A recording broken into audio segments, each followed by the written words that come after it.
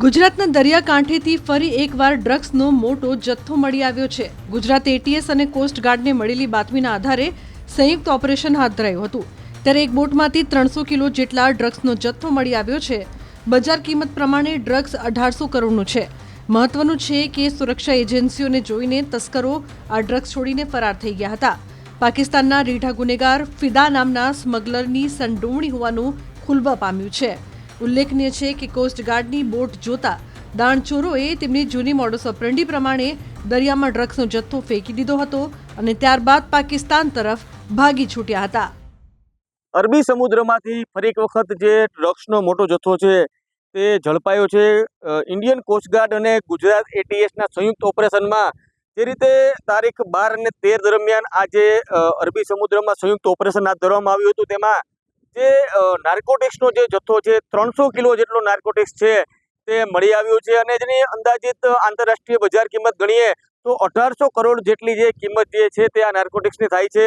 મહત્વની વાત છે કે જે કોસ્ટગાર્ડ અને ગુજરાત એટીએસને જે બાતમી મળી હતી, જે બાતમીના આધારે આ જે શંકાસ્પદ બોટ જે છે તે બોટનો પીછો કરતા જે આ બોટ જે છે તેની અંદર જે માલ જે નાર્કોટિક્સનો રહેલો છે તે દરિયામાં ફેંકી અને આ બોટ છે તે જતી રહી હતી। ત્યારબાદ જે સુરક્ષા એજન્સીઓએ દરિયામાંથી આ માલ જપ્ત કરી અને તેને પોરબંદર જે કોસ્ટગાર્ડ જેટી છે ત્યાં લાવવામાં આવ્યો હતો।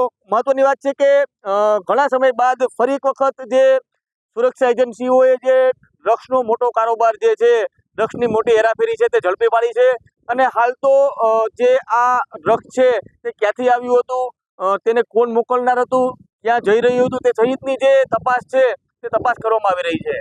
એટીએસના પોલીસ ઇન્સ્પેક્ટર જેએમ પટેલને લાસ્ટ 10 તારીખે એક બાતમી મળી હતી કે પાકિસ્તાનનો રહેવાસી ફિદા નામનો એક જે સ્મગલર છે એ સ્મગલર દ્વારા લગભગ 400 કેજી ડ્રગ્સની હેરફેર પોરબંદરની સામે આઈએમબીની અંદર થવાની છે।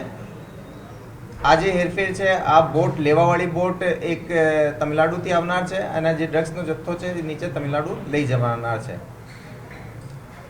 આ ઇન્ફોર્મેશનની ગ્રેવિટી જોતા અમે આ ઇન્ફોર્મેશન અહીંયા પ્રોસેસ કરી આ ઇન્ફોર્મેશન ઇન્ડિયન કોસ્ટગાર્ડ જોડે શેર કરવામાં આવેલી અને કોસ્ટગાર્ડ જોડે મળીને એક જોઈન્ટ ઓપરેશન અમે પૂરો પાર પાડ્યો। બાતમીવાળી જગ્યાએ પર જ્યારે અમે પહોંચ્યા તો એ જગ્યા ઉપર કોસ્ટગાર્ડના શિપના રાડાર ઉપર એક બોટ દેખાણી। આ જે લોકેશન હતી એ આ ભારતીય સીમામાં આઈએમબીએલથી લગભગ 2 માઇલ અંદર હતી। આ જે પાકિસ્તાની ફિશિંગ બોટ હતી આ બોટ કોસ્ટગાર્ડના શિપને પણ થોડીક દૂરીથી જોઈ ગઈ અને એવી સ્થિતિમાં જે સ્ટેન્ડર્ડ આ લોકોનું રિએક્શન હોય છે કે એ લોકો માલ ફેંકી દે છે અને ભાગવા માંડે છે તો એ લોકો સેમ આ જ કામ કર્યો। આ પર્ટિક્યુલર ઓપરેશનમાં આ જે જગ્યા છે આ આઈએમબીએલથી બહુ નજદીક હોય આ જે બોટ છે એ પાકિસ્તાની એરિયામાં જતી રહી। કોસ્ટગાર્ડ દ્વારા બહુ જ ચોકસાઈથી બહુ સ્પીડથી આનો પીછો પણ કરવામાં આવેલો પરંતુ આ પાકિસ્તાની હદ સીમામાં જતી રહેવા પછી એને પકડવાનો મુશ્કેલ થયો।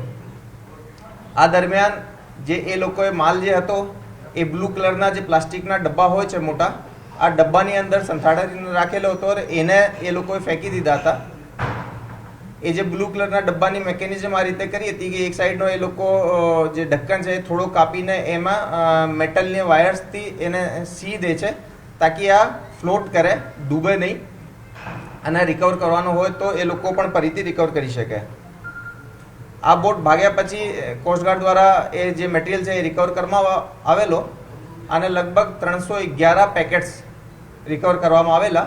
આમાં અંદાજિત 311 કેજી મેથેમ્ફેટામાઇન થવાનો અમને પ્રાઇમા ફેસી લાગી રહ્યો છે જેની આંતરરાષ્ટ્રીય માર્કેટની જે સ્ટ્રીટ લેવલ વેલ્યુ હોય છે એ લગભગ 1800 કરોડ થાય છે।